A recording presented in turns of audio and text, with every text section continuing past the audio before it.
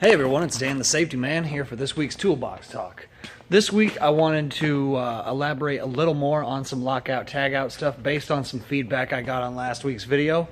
Show you how to actually apply some of these devices and yeah, hopefully give you that much more knowledge. So, first off we have large breaker lock.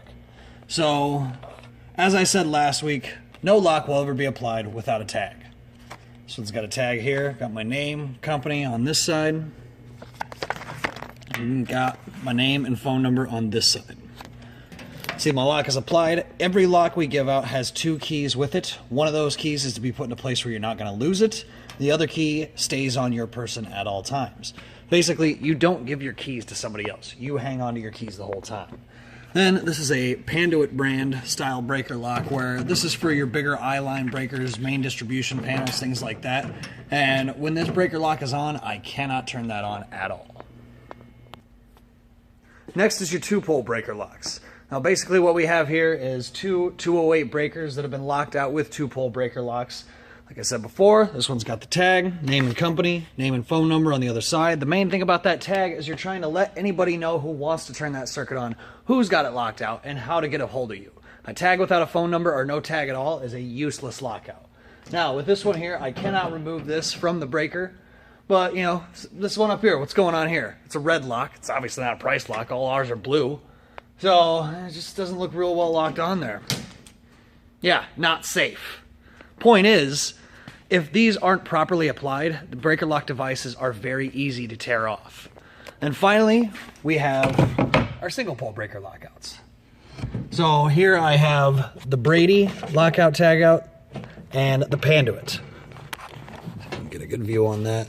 Basically both of them locked out, both have tags on them, both of them in such a situation where I can't even turn those breakers on. But the big point I'm trying to get to is you lock stuff out so nobody can ever turn that on while you're working on it. So the last thing I want to discuss today is group lockouts. So what we have here is a non-conductive cable lockout.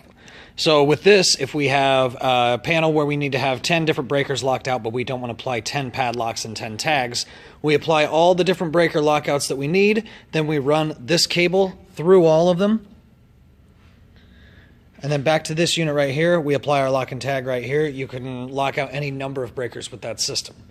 The next kind of group lockout is if we have several people they need to lock out on one breaker. As opposed to having one of these 6-pack hasps hanging off one single pole breaker for a system that 25 people needs to get locked onto.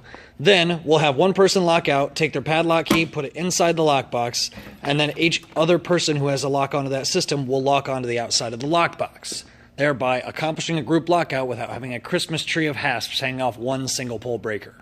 So, this has been Dan the Safety Man talking about our means and methods for lockout tagout. If any of you ever want me to perform a lockout tagout assessment on your job site or ever having troubles with what you're currently trying to do, please contact me and I will come out to the job site and we will get what is needed. Stay safe and I hope everybody had a good Thanksgiving.